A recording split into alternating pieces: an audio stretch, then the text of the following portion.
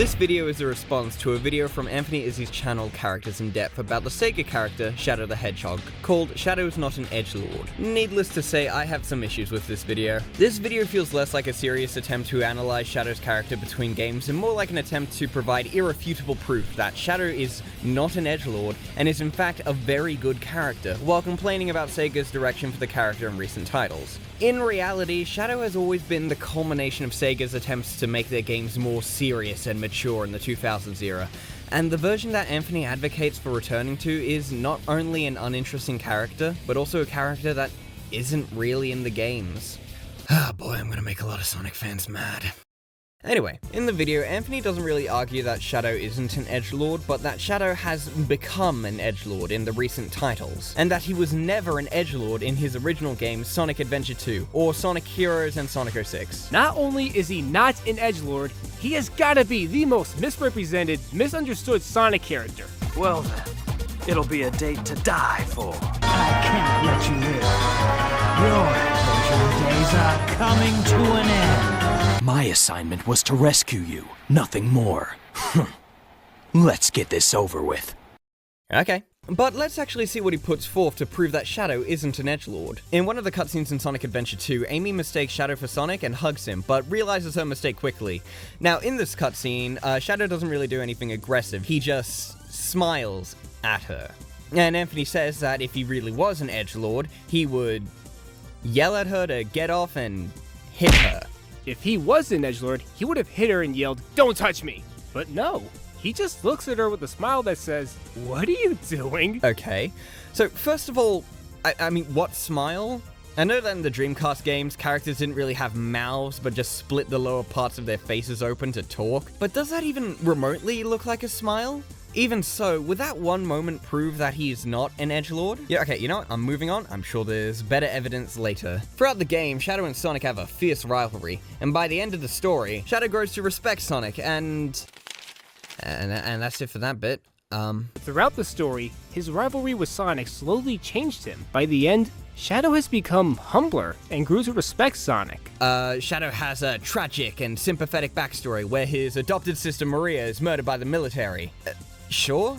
So all these points in the video, that he saves his allies, that he's friends with people, that he has a sympathetic backstory, these bits are clearly set up for later when the games start trending away from this interpretation, making Shadow a meaner, more edgy character according to Anthony. However, for trying to prove that Shadow is not an edgelord, these are not convincing arguments. It feels like he's equating the characteristics of being an edgelord to an arbitrary evaluation test that you can score low or high on. Oh, you feel sympathy for Shadow because of his tragic backstory? That's a deductible. Oh, he cries? That's a deductible. Oh, he doesn't hit women? Wow, Shadow, you're really failing the edgelord entrance exam. But this isn't how people judge characters, or how we determine if characters fit into archetypes. Very popular edgelord characters regularly do the thing that Anthony says are points against Shadow being an edgelord. Batman's whole mission is to help people, and we hear over and over again about his tragic backstory about having his parents die in an alleyway. Meta Knight doesn't want to seriously hurt Kirby because Kirby is basically a baby, and Vegeta crying in the rain is the only amount of Dragon Ball I feel safe to consume. Edgelord characters are not strictly 100% murder and angst-fueled assholes who care not for the lives of normal people. And the stoic, brooding protagonist with a heart of gold is a much more popular and much more engaging archetype in pop culture. And despite this, Anthony goes through the rest of the video like he's proven that Shadow isn't an edgelord in these games, and starts making wild accusations about the character going forth. You know, before we continue on to what he thinks about Shadow in the other games, I feel like we should explain why Shadow is considered an edgelord. To sum it all up, look at this image. It's the first image that pops up when searching for Sonic characters on Google Images. And as you can see, Shadow notably stands out in the lineup of Sonic characters.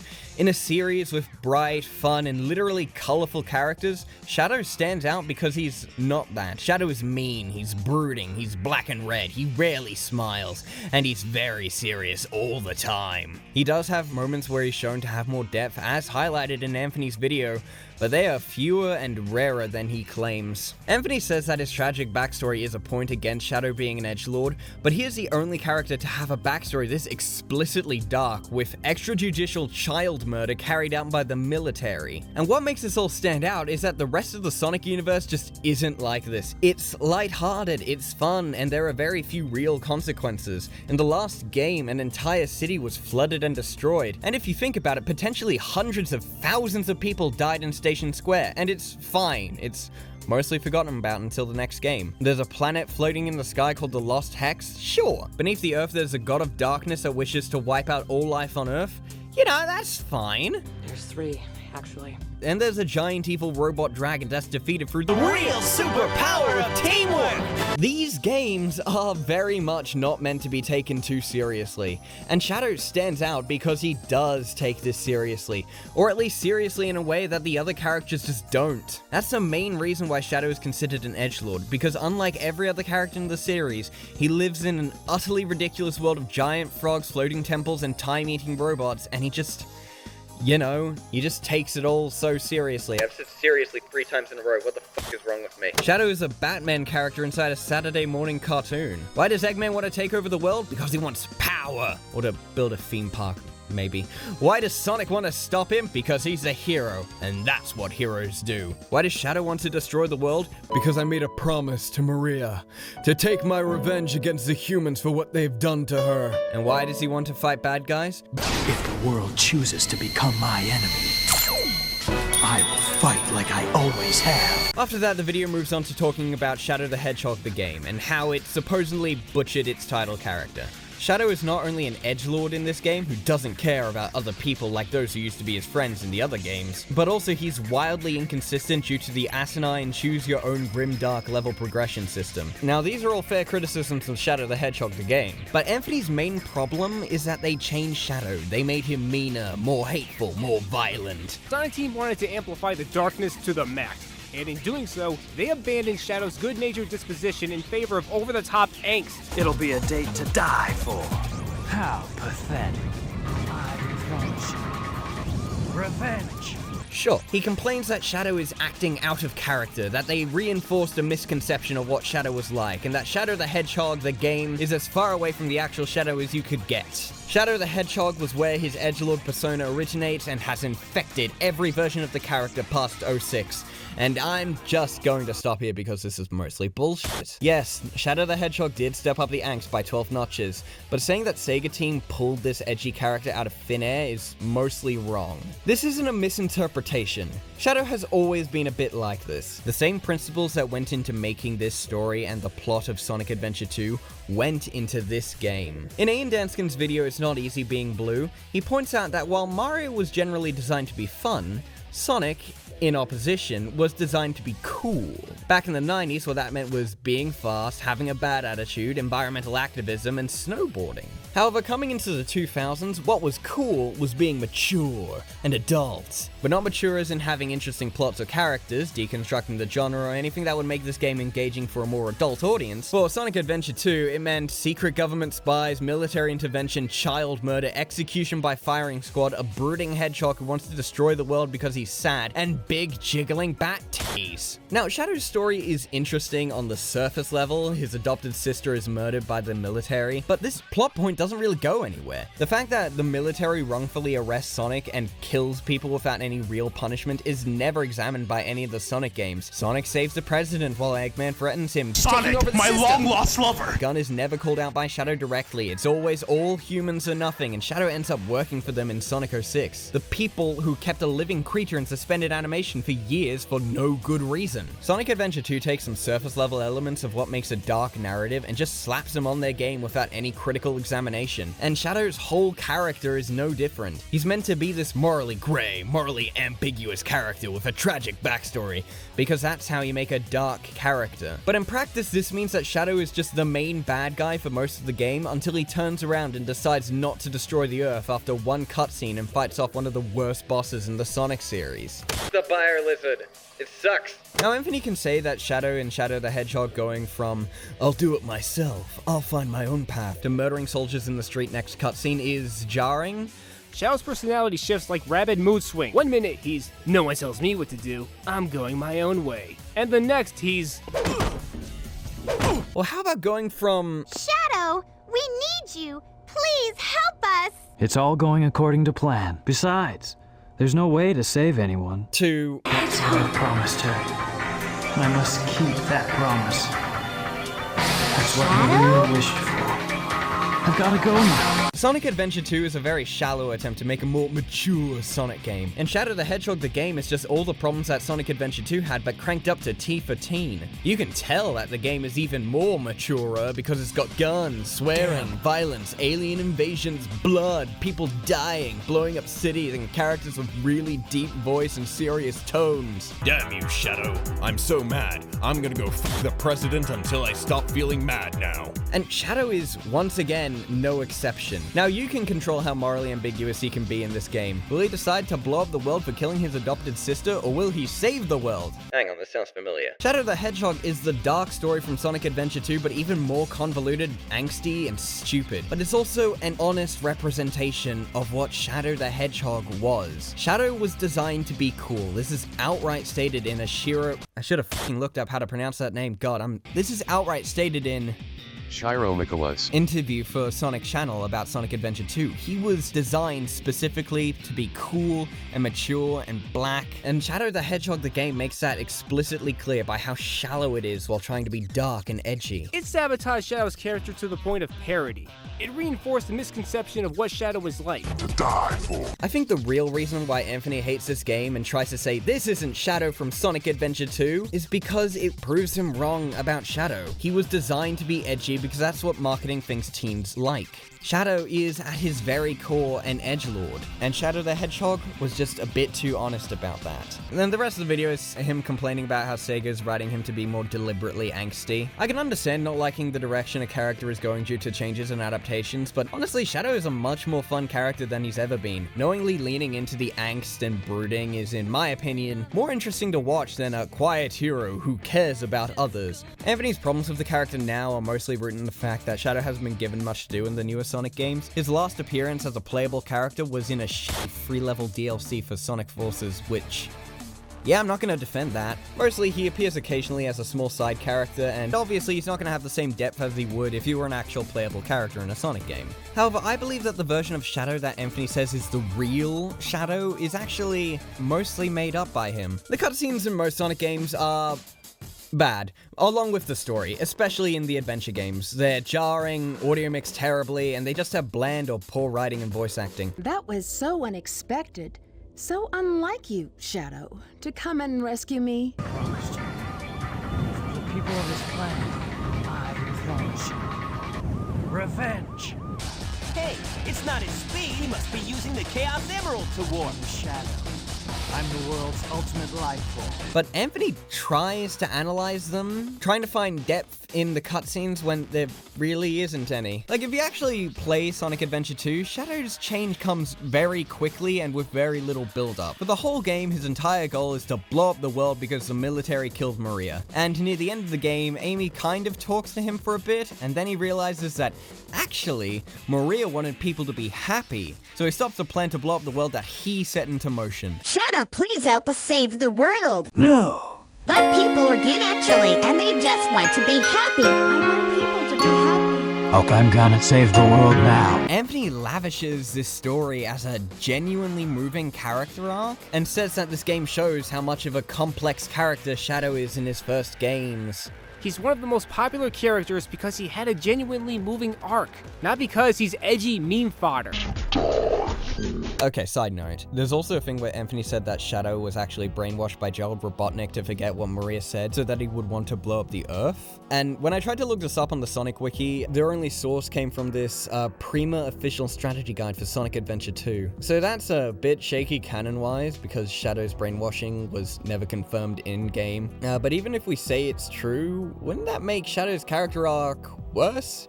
Because now it means that he's not actually responsible for almost destroying the world. He was just tricked into it. Like, he was secretly a good guy all along. He was just deceived and brainwashed into doing all the bad things. You know, that that isn't as interesting. Because now it means that he's not actually responsible for almost destroying the world. He doesn't, like, go back on his previous philosophy. He was just tricked into it. It just kind of robs him of his agency and just makes his story less interesting. Luckily, this is only confirmed in a $700 strategy guide, so his motivation in-game is still that he forgot that Maria wanted people to be happy and not blown up. There's a scene that he highlights in Sonic 06 where Mephiles tells Shadow to join him and that humanity will betray him.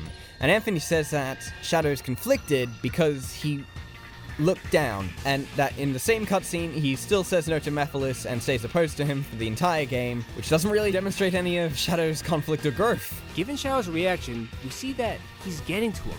Mephiles may be right. It's possible that Shadow sees a bit of himself in Silver, a naive kid who thinks what he's doing is right, even though it's crazy. So yeah, Shadow being a mentor figure to Silver, or like seeing something of himself in Silver, doesn't actually come across in game. He's making this up.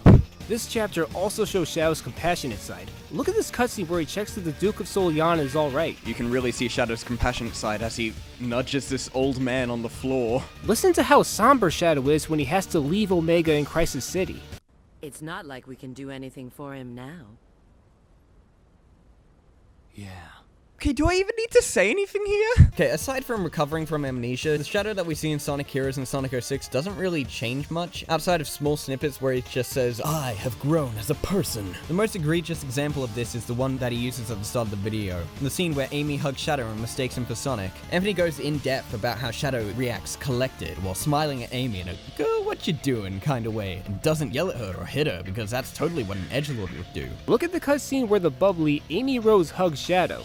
He just looks at her with a smile that says, "What are you doing?" But, you know, here's the actual scene that he's talking about. Oh, Sonic!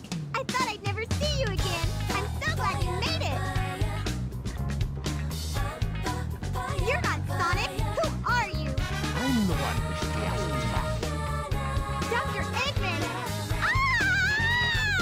He goes on for minutes longer than the actual character beat. You know, there's a reason why Anthony doesn't show a lot of the cutscenes unedited in this video, because if he did, you would be able to see how much of this in-depth analysis he's just making up on the spot. Characters in-depth has this very self-important, I'm not sure if that's the right way to say it, but I'm just gonna say it, style where Shadow being portrayed differently in Sonic Boom is not just a bad character decision he doesn't like, it's a slap in the face to all Shadow fans. And just moments later, Anthony describes being heartbroken when Shadow didn't stop for his friends in the Team Sonic racing cartoon.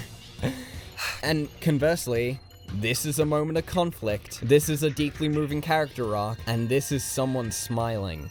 Due to Sonic being such a long-running franchise, there will obviously be different interpretations of this characters in the games, and while I understand not liking the current version of Shadow, saying that whatever interpretation isn't the real Shadow, or calling it a disrespect to fans when Shadow isn't the character you imagined him to be in 2.5 games, it's kind of disingenuous. And he's not an Edgelord. He's one of the most popular characters because he had a genuinely moving arc. He's a quiet hero who cares about others. The internet will keep calling him an angsty edgelord, and Sega may officially do the same, but I'll always see him as the hero he is. It feels like Anthony had an idea of what Shadow was, and just cherry-picked moments from the games that support his conclusion while dismissing everything else as Shadow acting out of character. Shadow was always an edgelord. He was created to appeal to the teen demographic by being cool and punk and serious, and Shadow the Hedgehog the game just took that to its logical endpoint. He had some development in the first few games, and then just became a boring, angsty good guy in Sonic 06. He hasn't done much after that, but when he does appear, he's written by much more self-aware writers who understand this character and what he was actually like in his first games. The Characters in Depth video demonstrates a lack of critical analysis of the character that they're trying to go in-depth about, and they just resort to telling you how cool the Shadow that they made up in their head was while calling any change to Shadow an utter disgrace. It's not a good video, and I don't like it.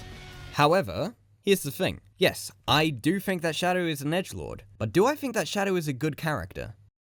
Well, no, but none of them are. It's Sonic the Hedgehog. Most of the stories are kinda bad, the characters mostly remain static between the game, but it's fine. You don't really come into Sonic games for the story, or even the gameplay in some cases, but I still like Shadow the Hedgehog because Well, yeah, he's cool. I don't have any deep reasons why I like Shadow. I just think they're neat, like I say. Shadow stands out. Even in his first game, he's a dark and serious character in a Sonic game. He's set apart by being weirdly out of place, and the modern writers understand this about the character and use it deliberately to make jokes about the character past and future. Whenever they appear in a game, it feels like a big moment, like things are about to get serious, and also they're just really cool. You see how many people they're killing right now. Killing is very cool. The Sonic franchise can be very stupid at times, and that's what I like about it. I think it's a good series, but we need to be more realistic about what the Sonic franchise is, rather than what we'd want it to be. Shadow the Hedgehog is a very edgy character, and that's okay.